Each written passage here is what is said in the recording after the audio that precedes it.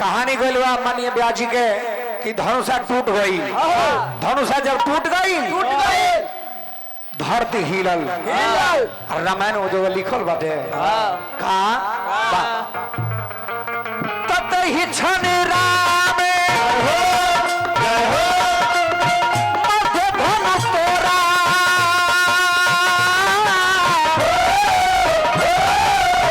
भय भुवन धनि घोर कठोरा।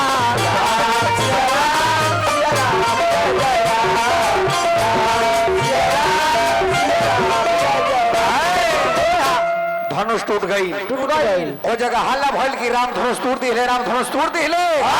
पूरा हल्ला हो गई। और वह समय में कुछ समय तनके देर के बाद अब सखिया सब सीता जी के हाथ में जयमाला धरा के मंच पर लैली। मंच पर लैली आ जब वो जगह सखी राम बड़ा रहले सीता जी छोट रहली। सब ग्रंथ में अलग अलग बात लिखल बा। धनुष जौन समय टूट रहे तो सीता जी के उम्र 6 साल रहे और राम के उम्र 15 साल रहे। ई लिखल है रामचरितमानस में। अच्छा देखी सीख मिले के चाहिए केकरा सीता जी से। आजकल के बहुत ऐसा खानदानी लड़की है जे बाबू माई कहत तारी उहे करत तारी, लेकिन बहुत ना सीख मिले के चाहिए सीता जी से। अच्छा लड़की होई माई बाबू जहाँ रख दिए रह जाई। लेकिन सीता जी से ध्यान दी। जनक जी प्रण कैले बेटी से पूछले ना 2 मिनट बढ़ जालो। जनक जी बेटी से पूछले ना ये कोहाली कि ये बेटी हम तोरा से बिना पूछले प्रण कैनी कठिन प्रतिज्ञा कैनी जे जे धनुष तोड़ दी ओकरा संगे तोरा शादी करो। अब मान के चली कही कोई अनहरे जाके धनुष के तोड़ दी बताई तो नहीं, कोई लांगड़े जाके तोड़ दी बताई तो नहीं, तो ओकरो से सीता जी के शादी करे के पड़ी। ई बात हो। लेकिन सीता जी एको हाली जनक जी के ना कहली, एक हाली ना कहली। तो सीख उ जगह से मिले के चाहिए। रामायण में सब कुछ लिखल बा जे केकरा संगे कैसन रहे के चाहिए, कैसन बोले के चाहिए। तो सीता जी के हाथ में जयमाला धरा के सखी सब रंग मंच पर लावत तारी कह तारी कैसे तो जरा अपना मैथिली में ना ऐसे ही ना ऐसे ही चलो बा गावल जाला। जरा झुक जाई दुल्हे सरकार लोली मोरी छोटी है।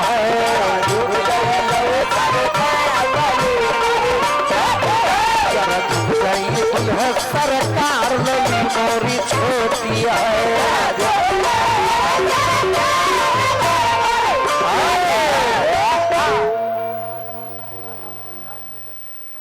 सुनीत सिंह जी बेटा बबन कुमार 100 रुपया के पुरस्कार दिले। नमस्कार जगह के जयकार हो। भगवान के कृपा बनल हो, पूरे परिवार मंगलमय रहो। 4 चांद लग जाए परिवार में, 3 दुगला चौगुना बढ़ोतरी फलात फुलात रहे। कहे क्या कैसे सखी मोरी छोटी सखी मोरी छोटी सखी मोरी छोटी है। सखी मोरी छोटी सखी मोरी छोटी सखी मोरी छोटी है। जरा झुक जाइए दुल्हे सरकार लगी मोरी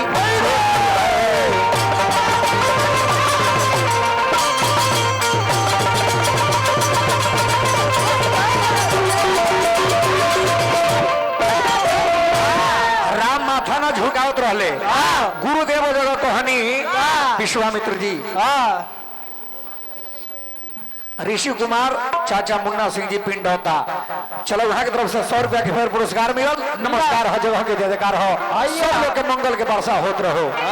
जब गुरुदेव कहले लक्ष्मण के जे अपना बड़ भाई के चरण छुआ, चरण जब छू लिहले तब कहले राम के कि ये राम तोर छोट भाई तोरा चरण पर गिरल हो, छोट भाई के दुलार प्यार से झुक के उठा लो। राम जो ही नमले उठावे खातिर लक्ष्मण के उतने देर में सीता जी जयमाला पहना दिहली। तनी एक बार कस के तनी जयकारा लगाती काहे कि जयमाला सीन हो गइल बा। बोल दी प्रेम से दुल्हा सरकार की, श्री सुकुमारी की। चला माला पड़ल ओकरा बाद ये है हल्ला बीच में होते रहे कि बीच में एगो आ गई लेके परशुराम जी। रामायण में लिखल हो कि ताही समय सुनिश्चित धनुभंगा आए भृगुकुल कमल पतंगा किस बोले वचन कठोरा रहू जड़ जनक धनुष के परशुराम जी जगह पीछे हम आ गईले हो आ परशुराम जी जब आ गईले आ गुस्सा आवाज मिलल तब आ गईले परशुराम जी जब अइले तो सारा सभा के लोग एकदम डर से थर-थर कांपे लागल परशुराम जी के देखला के बाद जितना राजा वो जगह सब लोग बैठल रहे बाप दादा के नाम गिना के परशुराम जी के चरण पर गिरे लागल सीता जी के भी प्रणाम कइले राजा जनक विश्वामित्र प्रणाम कइले राम लक्ष्मण से भी प्रणाम करवैले आ तब तक परशुराम जी के नजर टूटल का धनुष पर ना गई तो राजा जनक के जाके पूछत अरे परशुराम जी की राजा जनक अरे तोरा यहाँ इतना भीड़ काहे हो इतना लोग जुटल काहे हो कारण बतावो इतना बात कहते कहते में परशुराम जी के नजर कल चल गए कहाँ जहाँ राम धनुष तूर हेलो राम जब धनुष तोड़ले रहले राम के टूटल का धनुष जब परशुराम जी देखले परशुराम जी गुस्सा गईले आ जब परशुराम जी गुस्सा गईले तो लगले अब क्रोध जब गईले तो कल की राजा जनक अरे माइक डिस्टर्ब क्या कर रहा है राजा जनक जल्दी बताओ जय शिव के धनुष के तुरले बा जे तुरले बा शास्त्र बाहु के समान हमार दुश्मन हो कहले कैसे कहले कि राजा जनक जल्दी बताओ तुरले बा परशुराम जी के गुस्सा देख के सब राजा लोग थर थर लागल कांपे अब सुनैना रानी को हतारी की बनल बात अब बिगड़ जाई धनुष तो एक धनुष ना टूटल रहत रहला जब धनुष टूट गई तब आके परशुराम जी बुझाता कि अब काम गड़बड़ा दी है सोन डर से उनका कोई बोलत नहीं खे परशुराम जी के जब डांट के लगले बोले कि जल्दी बताओ लक्ष्मण जी लगले हंसे लक्ष्मण जी कहे लगे कि बाबा धनुष टूट गई कर इतना क्रोध कथी हनी रउआ डर से लोग कांप रहल बा धनुष टूट गई का हो परशुराम जी कहले रणधीर बाबू तो बहु धनु ही तोरी लरिकाई तब हो नया सरी सकीन है धनु पर ममता कही हेतु भृगुकुल के हेतु परशुराम जी के लक्ष्मण जी की ऐसा ऐसा धनुष कितना रहुआ यहाँ जाके तोड़ देनी तो कुछ ना भाई आई धनुष टूट गई भैया तो तोड़ल नहीं तो पुरान छूलन है कि अपने टूट गई हो ना रामायण में यहाँ तक लिखल हो कि लक्ष्मण जी देखिए बूढ़ा आदमी कोई गुस्साते हैं तो लड़का उनका और कुढ़ाने लगता है तब लक्ष्मण जी लगले कुढ़ावे कहले कि कोनो मिस्त्री बोलवा के जुर्माना ली यही बात जब बोले तो परशुराम जी के अब खींचर गई परशुराम जी लगले कहे लड़का लक्ष्मण को कैसे बढ़ के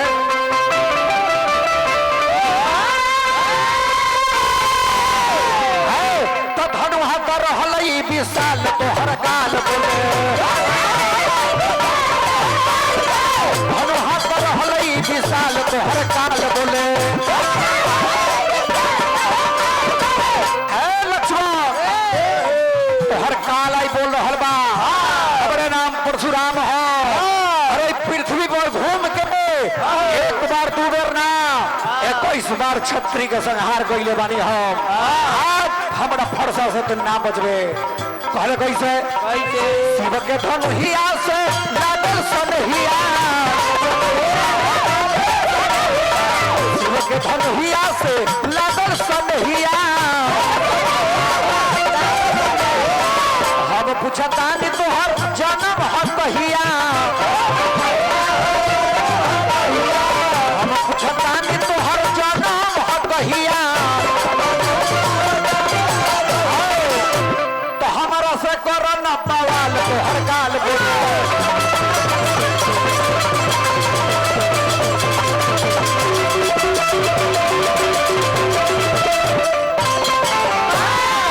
लक्ष्मण जी के कहले जब बात तो लक्ष्मण जी कहले कि बरियारी हमरा भी ना देखाबो हम कोहड़ा के बतिया ना है उड़ी देखाबे तो सर जाई आ चाहत रहे कि फूक कब बाहर के उड़ा दी लक्ष्मण जी लगले कहे अरे बरियारी बरियारी से कर बड़ी यारी, जनी हमारा से कर बड़ी यारी।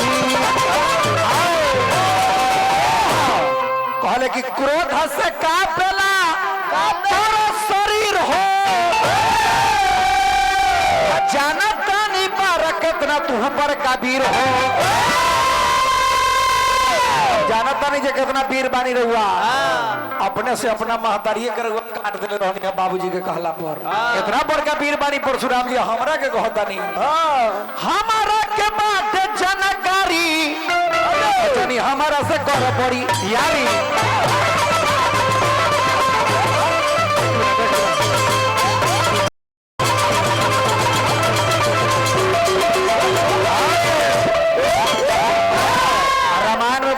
लिखल बा उतना के गावता। परशुराम जी में लक्ष्मण जी में ढेर कर्मा कर्मी बात भइल, लेकिन प्रभु श्री राम आके घर जोड़ के परशुराम जी के कहतनी अब तनके देर में आगे अब विवाह के विध बढ़े वाला हो आ हंसी वाले बात भी कहतनी 2 मिनट के बात हो, तनके ज्यादा ना चटनियो कहो करके हो। राम कहले तनाथ शंभु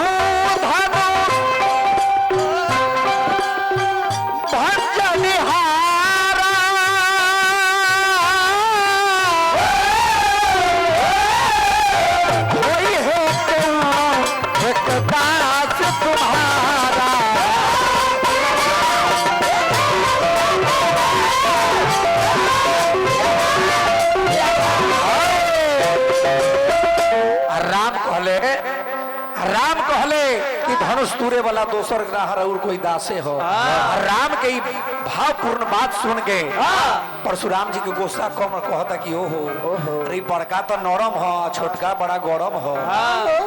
राम कहले कि रउआ में हम कहा लागो, रउआ में हम कहा लागो। अरे राम मात्र लघु नाम हमारा, परशु सहित बड़ नाम तुम्हारा। देव 1 गुण धनुष हमारे, 9 गुण परम पुनीत तुम्हारे। रउआ में हम का रउआ परशुराम है, हम सीधे राम है। भगवान राम के चतुराई पूर्ण बात सुन के परशुराम जी के बुझाल की एकर माने की रामावतार हो गई। रामावतार के परीक्षा लेने वाला यंत्र उनका हाथे में रहे। तो लिखल बा कैसे राम रमापति कर धन ले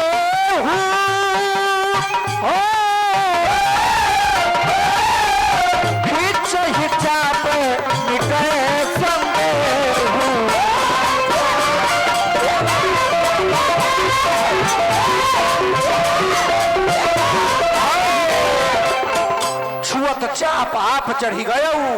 परशुराम मन विस्मय गए। परशुराम जी चल गईले।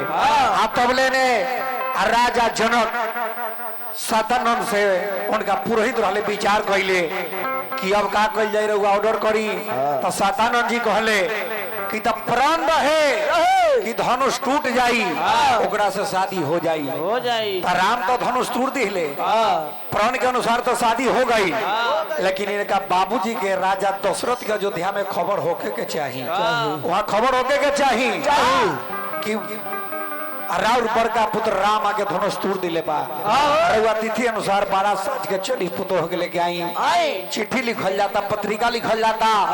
हालांकि लोकाचारी में लोग हंसने के लिए कह देते हैं, बहुतों व्यास कह देते हैं कि हजाम भाई जा रहे हैं, हजाम हजामिन हंसी मजाक करते हैं। लेकिन कोई रामायण में हजाम लिखा नहीं है, लिखा हुआ कि वहाँ दूत गए हैं।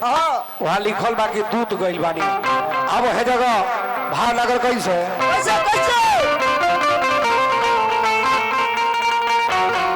चिट्ठी लिखे दिहल जाता। राजा जनक जी दूत के भेज रहल बानी अयोध्या। कहे क्या कैसे उठा दियो तो जाहू जाहू जाहू जाहू दूता अवधान दारिया हो।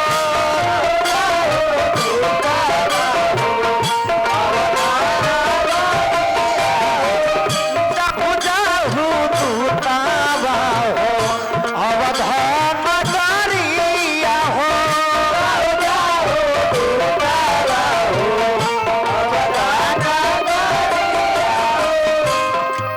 आहा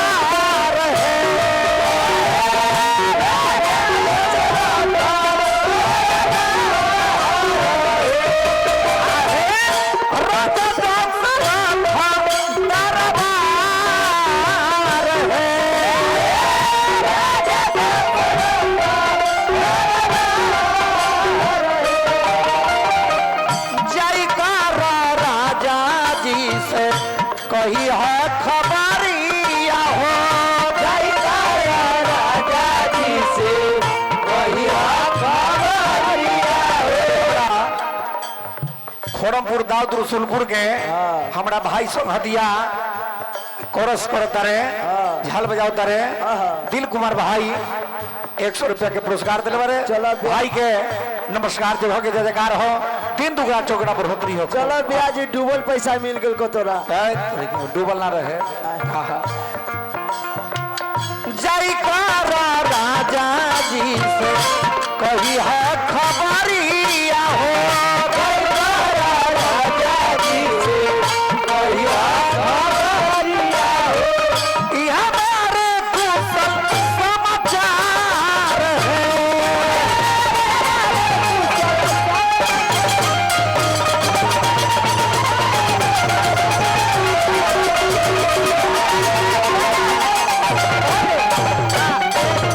बट्टी चेंज कर बैठे अरविंद बट्टी चेंज कर बजा लो